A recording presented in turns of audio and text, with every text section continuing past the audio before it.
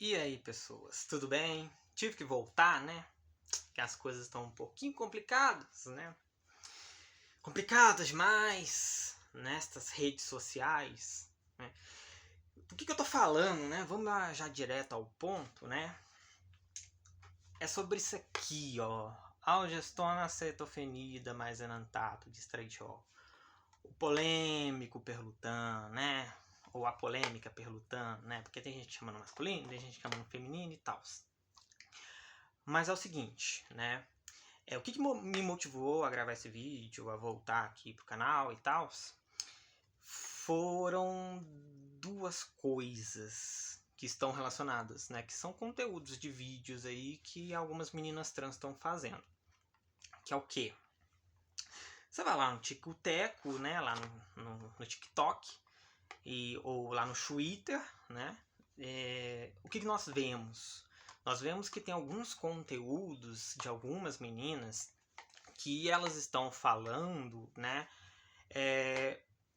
coisas que não fazem muito sentido em relação ao uso do medicamento, né? E é claro, óbvio, né? Você pode não recomendar o medicamento por causa de efeitos colaterais que você sofreu devido à utilização. Bom, né? Geralmente é isso que a gente faz, né? A gente testa a medicação, a gente faz os exames, vê se está tudo certo. Se estiver tudo certinho, a gente continua. Se por acaso ter algum efeito colateral, a gente sabe que tem muito efeito colateral em relação ao humor, né? Em relação à queda de cabelo, né? Efeitos colaterais que eu não tive, né? Apesar de que eu faço reposição também de vitaminas e minerais há bastante tempo, né? E provavelmente isso deve ter alguma coisa a ver. Porém, no caso, né? Se não funciona para determinadas pessoas, funciona para outras pessoas. Você pode fazer um vídeo falando que o medicamento não funcionou para você, seja de uma forma honesta, né? O medicamento não funcionou para mim, eu tive isso, e por isso eu não recomendo. Beleza, isso é puramente honesto. Mas o que eu tô vendo? Eu tô vendo vídeos de 60 segundos, né, curtíssimos, tentando justificar por que isso daqui é ruim, né? Esse é o detalhe. E o que é repetido aí a exaustão é que ela é sintética. Mas aí a gente vamos destrinchar um pouquinho em relação a isso aqui. É óbvio, né, que a algestona acetofenida, que é uma progestina sintética, realmente, a algestona acetofenida é uma progestina sintética, né, derivada da 17-OHP, que é a 17-alfa de hidroxiprogesterona. Então, toda progestina é sintética. Ou a progestina é derivada da 17-OHP, igual a algestona acetofenida, o acetato de medroxiprogesterona, o acetato de ciproterona e tal, e outras progestinas que são do grupo 19-NOR, né, que é derivado da nandrolona, né, que é a 19-nortestosterona, que é levonorgestrel, norageostremina, né, norexterona e por aí vai, né? E a gente tem a drospirinona, que é uma progestina derivada da espironolactona, que também é um esteroide, e ele tem uma fórmula muito parecida com os progestágenos, apesar da espironolactona não ser um progestágeno sintético propriamente dito. Tem uma estrutura bem parecida, mas não é considerado um progestágeno. Pois bem, já que todo mundo fala daí dessa questão do sintético, né? Aqui, ó, a gente tem um sintéticozinho aqui, ó. O famosíssimo acetato de ciproterona. Óbvio, é um medicamento muito bom. É um medicamento funcional. Funciona em baixas doses para a maioria das pessoas.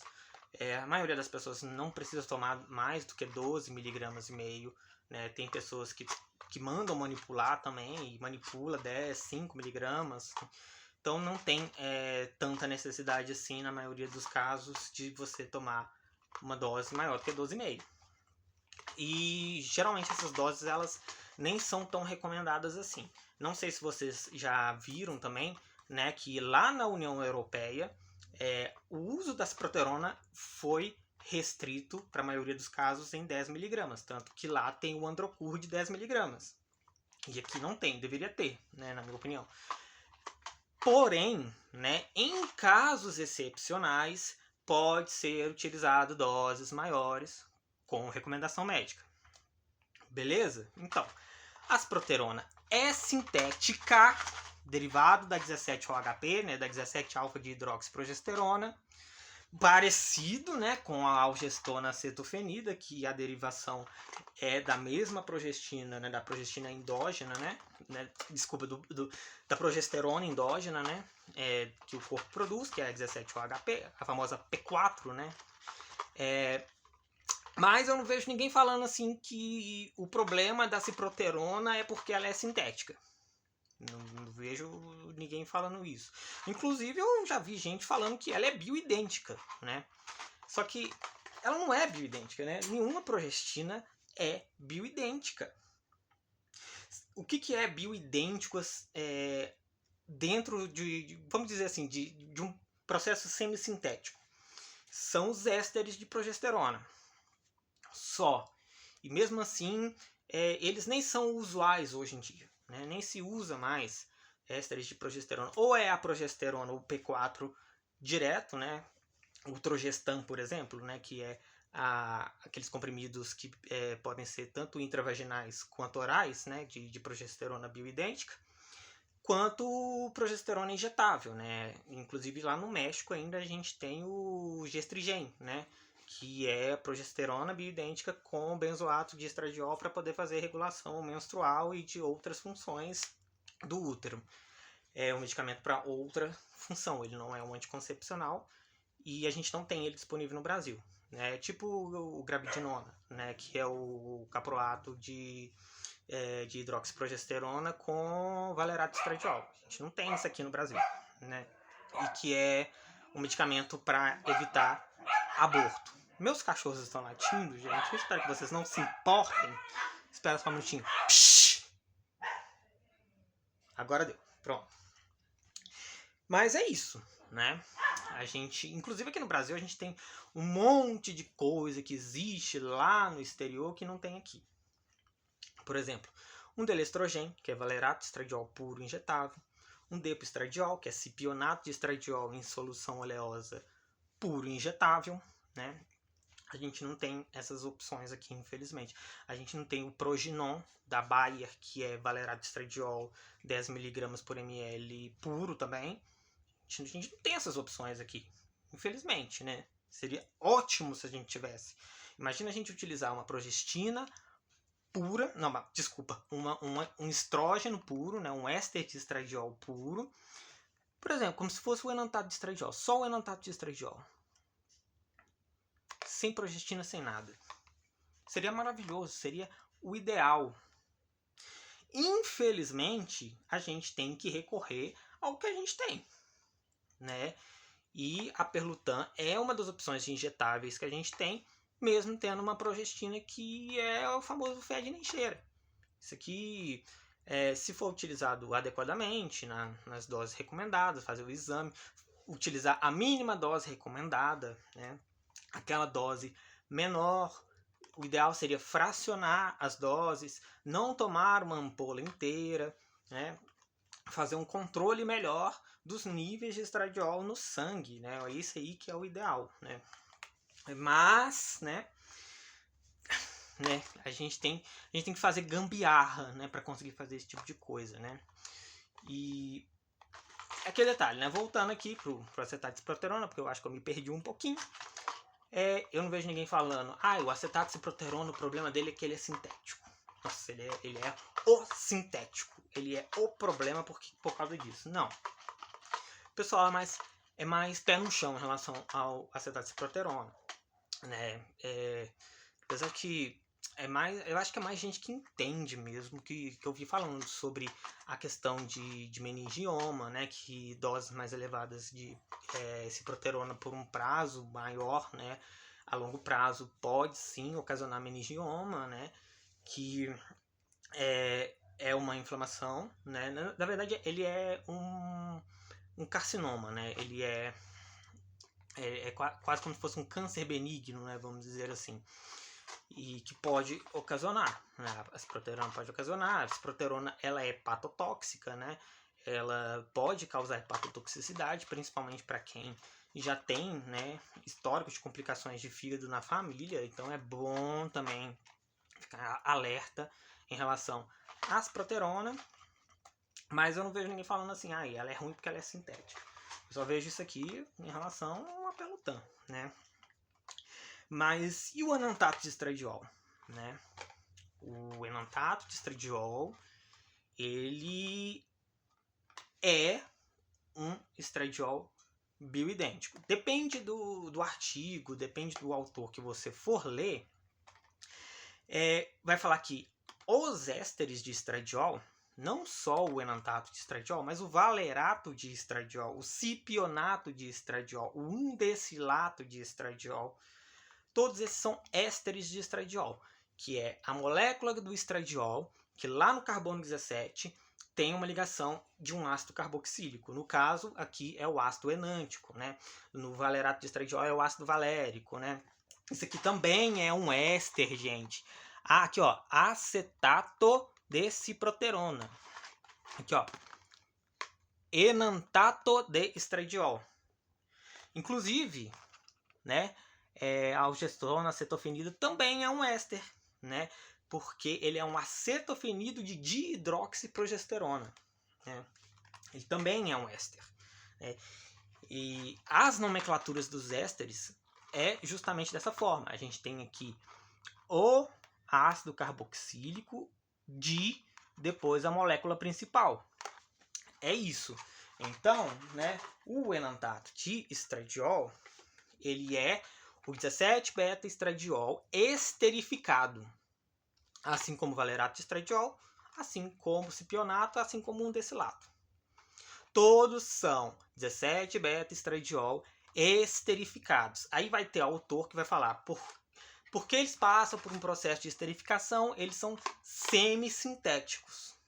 O valerato de estradiol entra nessa daí também, hein? Né? Porque eles passam por esse processo de esterificação. Mas isso não quer dizer que eles viram etinil-estradiol. Né? Porque o etinil-estradiol, 17-alfa-etinil-estradiol, ele tem uma ligação alfa lá no carbono 17 de um radical livre chamado etinil.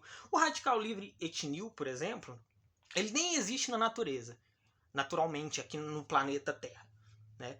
Ele é artificial mesmo, né? o radical etinil. E o corpo não consegue quebrar essa ligação. O corpo ele não consegue quebrar a ligação do radical etinil com a molécula de estradiol, com aquela ligação alfa no carbono 17. Não consegue. O que acontece? O corpo não metaboliza etinil estradiol como estradiol. É simples. É uma outra coisa, é uma coisa completamente diferente. O etinil estradiol é uma coisa completamente diferente dos ésteres de estradiol. Porque os ésteres de estradiol, eles passam por uma metabolização. Sim, o enantato de estradiol ele passa por uma metabolização hepática que ele vai ser quebrado em ácido enântico e 17-beta-estradiol. Mesma coisa o valerato de estradiol. É igualzinho, mesma coisa. Vai ser quebrado em ácido valérico e 17-beta-estradiol. Né? Ele se torna estradiol bioidêntico no corpo. O etinil-estradiol, não. O etinil-estradiol, ele passa por um processo de metabolização inversa. Ele se torna um éster no corpo. Ele se torna sulfato de etinil-estradiol. E ele não é reconhecido nos exames como estradiol, como E2, né? O exame de E2 ele não vai reconhecer que você está utilizando o etinil-estradiol, né? E é necessário outro tipo de exame para poder fazer esse reconhecimento, né? Dos níveis de etinil-estradiol, de 17-alfa-etinil-estradiol. Né? E também, né? por ele não ser uma molécula de estradiol propriamente dita, né, 17-beta-estradiol, o SHBG, né, ele não vai se ligar ao etinil-estradiol. Ele não reconhece etinil-estradiol como estradiol. Então ele fica totalmente biodisponível no seu corpo, por isso que é necessário doses em microgramas, né? 35 microgramas, 20 microgramas, igual é o IAS, né? O Yasmin, né? Então, ele, né, não vai ser ligado ao SHBG e ele vai ficar completamente biodisponível no seu corpo. E depois vai ser excretado, vai ser eliminado, e aí a gente já sabe, né, que isso aí vai para o esgoto, isso aí vai para rios e mares. A gente já tem até um estudo, né, falando que lá no Lago Paranoá está tendo uma contaminação muito grande de 17-alfa-etinil-estradiol, e isso está feminilizando os peixes. Para vocês terem uma ideia do que é o etinil-estradiol e do que é os ésteres de estradiol, que é outra coisa, completamente diferente.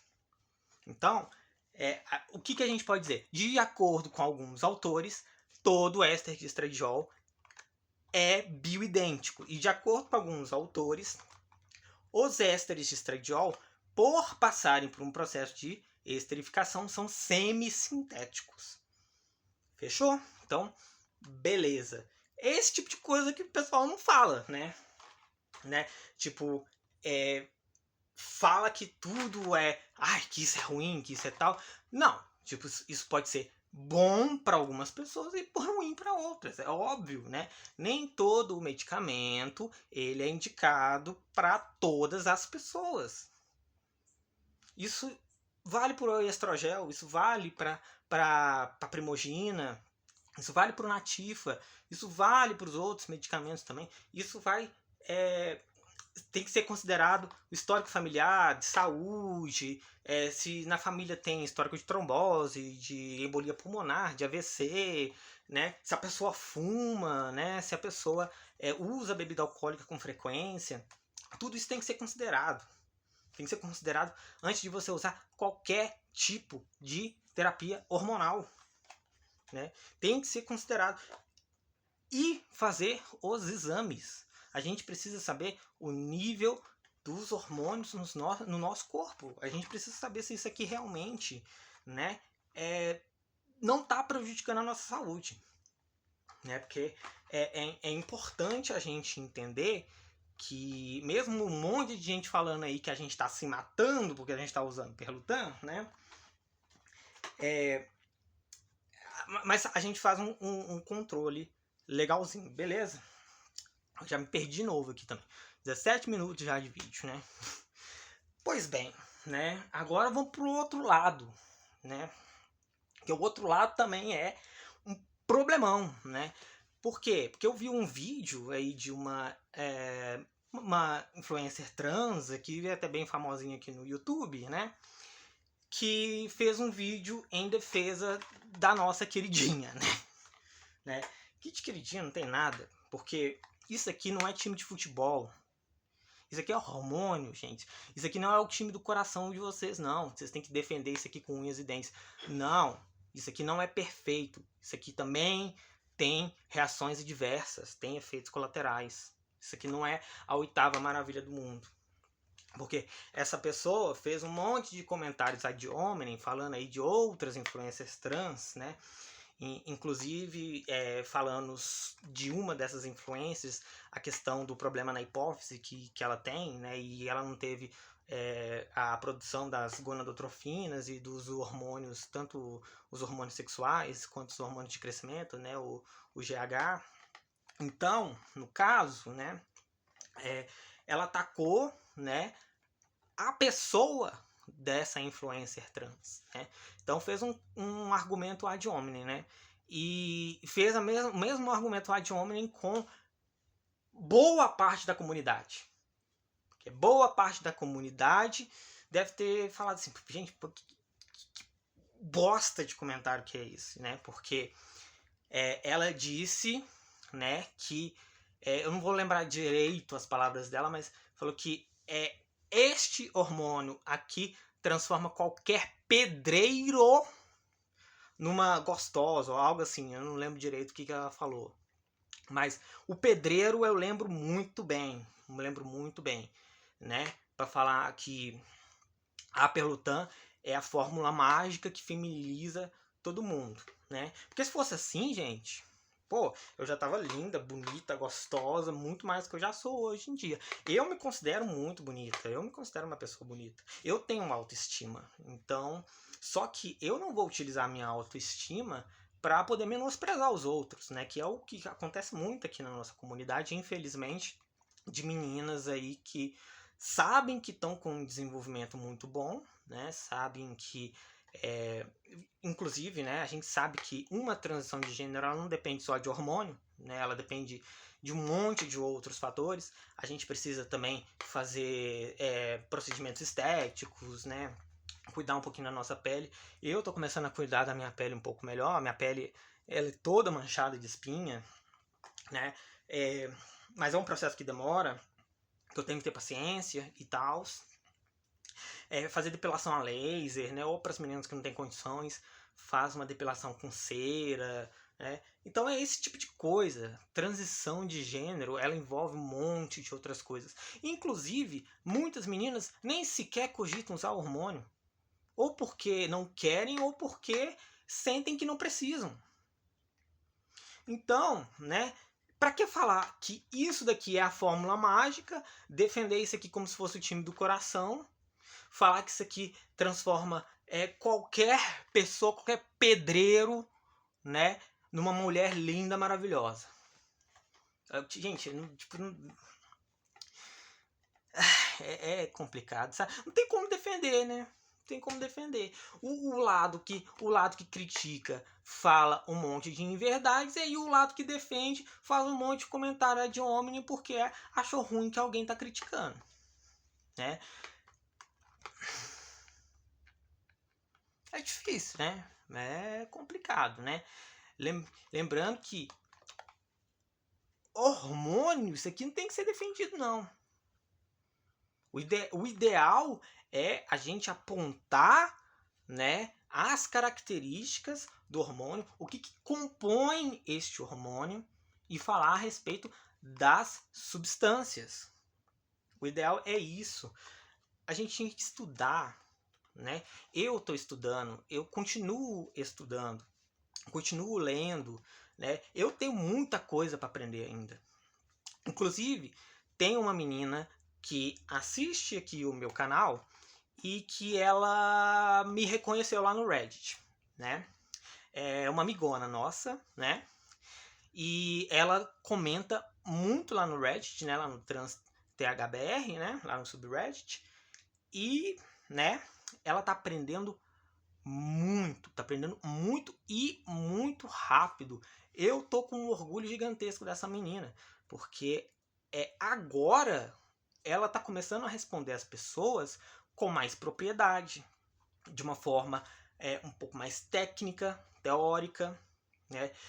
De uma forma tipo falando sobre a questão da farmacodinâmica, né, da farmacocinética, né, trazendo informações farmacológicas propriamente ditas, né. Então, eu tô com um orgulho gigantesco dessa menina. E eu acho que é isso que a gente tem que fazer. A gente tem que buscar conhecimento, a gente tem que entender pelo menos um pouquinho, né, de farmacodinâmica, farmacocinética, né, de farmacologia, antes de vir falar de hormônio na internet, né? Eu acho que seria mais ideal, porque esses vídeos acabam não se tornando informativos, esses vídeos acabam se tornando conteúdo de entretenimento. É um conteúdo de entretenimento, sei lá, pra gente passar o tempo, porque TikTok é isso aí. 60 segundos, você passa seu tempinho ali assistindo um videozinho de 60 segundos, depois você pula para outro. Basicamente é isso. E o conteúdo lá da influencer trans que fez esse monte de comentário de homem, né? É entretenimento também. Não tem caráter informativo. É complicado. Né? É complicadíssimo, né? E é isso, né? Eu acho que não tem mais nada para falar, não. Acho que eu já falei tudo. Já tem 25 minutos de vídeo. Então, tchauzinho pra vocês. Beijinho no coração, tá bom?